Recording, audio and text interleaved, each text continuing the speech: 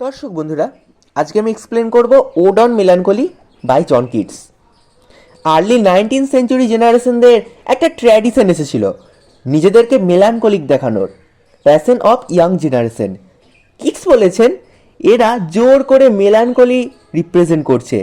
এটা কিন্তু মেলানকলি নয়, এটা একটা ড্রাউজিনেস, অ্যাঙ্গুইশ অফ সোল, যাকে বাংলায় বলি আত্মার ঝিমুনে ভাব। আর যারা রিয়েল মেলানকলি অনুভব করবে তারা হ্যাপিনেসে পৌঁছে যাবে, কারণ মেলানকলির মধ্যেই লুকিয়ে রয়েছে আমাদের হ্যাপিনেস। এরা একে অপরের সঙ্গে কানেক্টেড। আনন্দ দুঃখের পরিপূরক এবং দুঃখ আনন্দের পরিপূরক। তো আমাদের কবিতা আছে 3টে স্ট্যান্জা। ফার্স্ট স্ট্যান্জা রিপ্রেজেন্ট করছে ট্র্যাডিশনাল কনসেপ্টস অফ মেলানকলি, মানে ধারাবাহিক যে সমস্ত কনসেপ্টস, ধারণা এই দুঃখের, সেইগুলো। সেকেন্ড স্ট্যান্ডায় কিটসের নিজের পারসেপশন অন মেলানকলি, মানে কিটসের নিজের ধারণা মেলানকলির সম্বন্ধে। আর থার্ড স্ট্যান্ডায় the relationship between melancholy and joy, ওই যেটা বললাম, আনন্দ ও দুঃখের পরিপূরক। তো চলো শুরু করা যাক। এটাকে অটোবায়োগ্রাফিক্যাল পার্সপেক্টিভের একটা কবিতাও বলা যেতে পারে, কারণ তার লাভার ফ্যানি ব্রাউনি তাকে যখন ছেড়ে চলে গিয়েছিল তখন সেইগুলোকে নিয়েও তিনি দুঃখ অনুভব করেছিলেন। তো চলো ফার্স্ট স্ট্যান্জা এক্সপ্লেন করা যাক। No no no, go not the Lethe, neither twist. না না না, তোমরা যেটা করছো ভুল করছো। মেলানকলি উপভোগ করতে লিদ নদীর কাছে যাওয়ার দরকার নেই। লিদ হলো গ্রিক মিথোলজির একটা নদী, রিভার অফ ফরগেটফুলনেস, নরকের নদী। তোমাদেরকে মেলানকলি উপভোগ করার জন্য লিদ নদীর কাছে যাওয়ার দরকার নেই। কবি বলছেন যদি তুমি ভুলেই যাও তাহলে তুমি মেলানকলি উপভোগ করবে কি করে? Wolfsbane tight rooted for its poisonous wine. Wolfsbane গাছের শিকড়ের রস হলো বিষাক্ত। এটা যদি কেউ পান করে তার নেশা হবে, সে হ্যালুসিনেটেড হবে, সে মারা যাবে।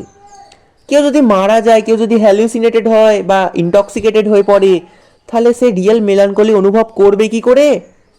No two suffer thy pale forehead to be kissed. না না না, তোমায় আরো বারণ করছি, যদি তুমি মেলানকলিক ফিল করতে হলে তোমায় কিন্তু এইগুলো করা যাবে না। তোমায় কিন্তু এই সব বিষাক্ত জিনিস খাওয়া যাবে না, পান করা যাবে না। By nightshade ruby grape of Proserpine. Nightshade গাছের ছাল পান করা যাবে না, এগুলো সবই কিন্তু ইনটক্সিকেটেড অবস্থায় তোমাকে নিয়ে যেতে পারে। প্রজার পাইন হলো গ্রিক মিথোলজিতে নরকের রানী, যার প্রিয় ফল ছিল লাল আঙুর, রুবি গ্রেপ, যেটা খেলে নেশা হবে। আর নেশা হলে যেটা বললাম, কি করে মেলানকলি অনুভব করবে ওই 19th সেঞ্চুরি generation? Make not your rosary of yew berries. Yew berry হলো ইউ গাছের বেরি বা ফলগুলো হলো বিষাক্ত, ইনটক্সিকেটেড কোয়ালিটি, এগুলোতেও দুঃখ আছে।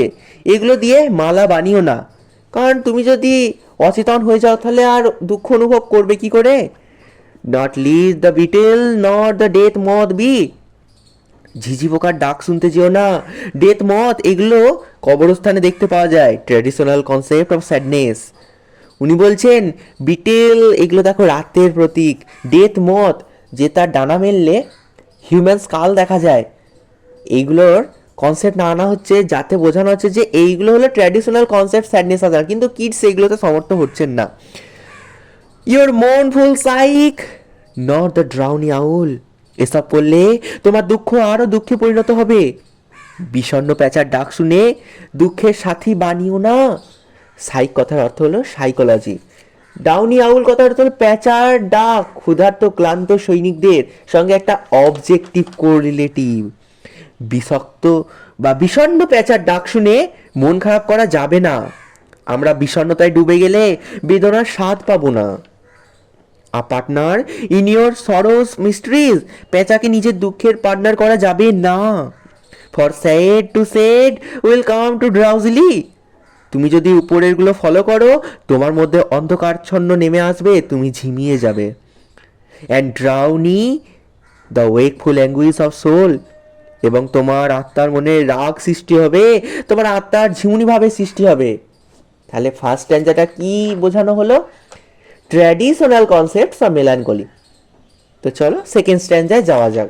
সেকেন্ড স্ট্যান্জা কি আছে না, Keats' own perception on melancholy. কিডসের কি মনে হয় মেলানকলি নিয়ে, এটা। তো চলো শুরু করা যাক।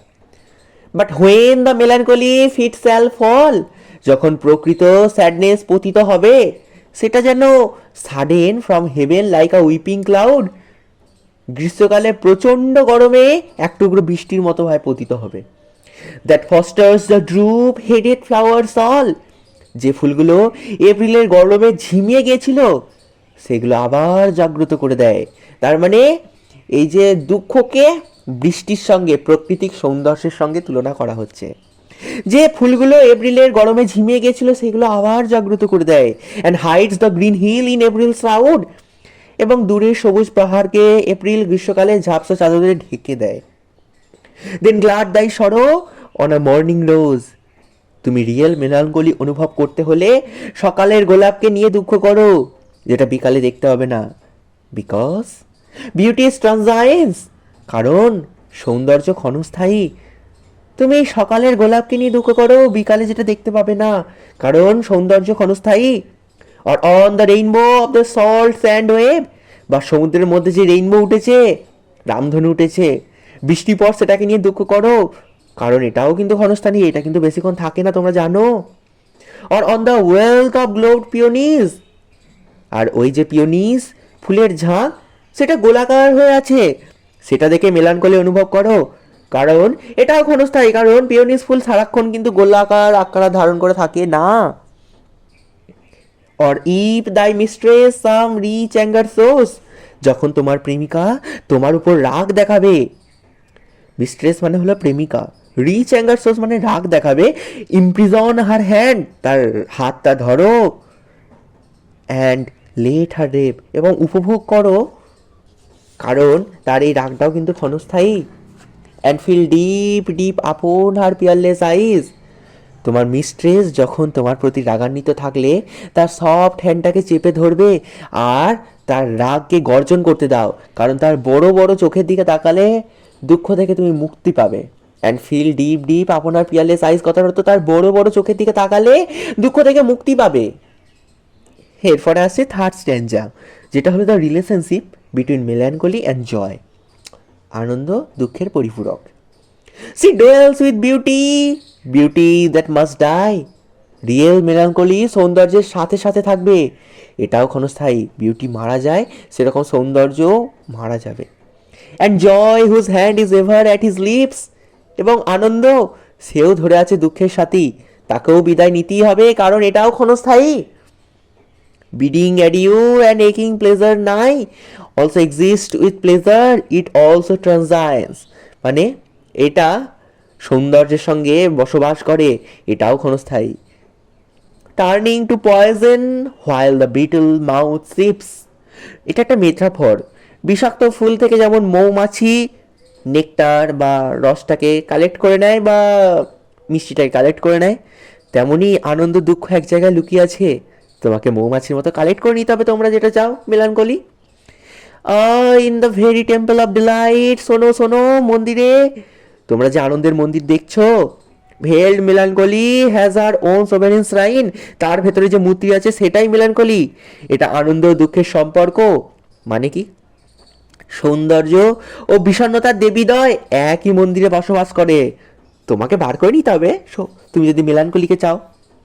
দো seen of none save him, real মেলানকলিকে সবাই দেখতে পাবে না, যারা আনন্দের আঙুরকে নিতে পারবে একমাত্র তারাই মেলানকলিকে নিতে পারবে। তার মানে দুঃখ পেতে হলে তোমাকে আনন্দকে গ্রহণ করতে শিখতে হবে।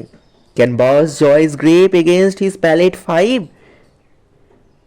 যারা তাদের বিষাক্ত জীব দিয়ে আনন্দের আঙুরটা উপভোগ করেছে, his soul shall taste the sadness of her mind, তারাই একমাত্র দুঃখকে অনুভব করবে। অর্থাৎ যে মানুষটা দুঃখকে এবং আনন্দকে উপভোগ করেছে তারাই আনন্দ দুঃখ একে অপরকে অনুভব করবে। অর্থাৎ ভালো করে বলতে গেলে সেই মানুষটা যে আনন্দকে উপভোগ করেছে সেই কিন্তু দুঃখকে অনুভব করতে পারবে। And be among her cloudy trophies hung, melancholy আসল টেস্ট করতে পারে, আর মেলানকলি তাকেই জয়মেলা পড়ায় যে আনন্দকে উপভোগ করতে পারে। সর্বোপরি আনন্দ দুঃখের পরিপূরক। যদি কবিতাটা ভালো লেগে থাকে তো like comment share and subscribe. দেখা হচ্ছে পরের ভিডিওতে। টাটা, সাবস্ক্রাইব করে দিও।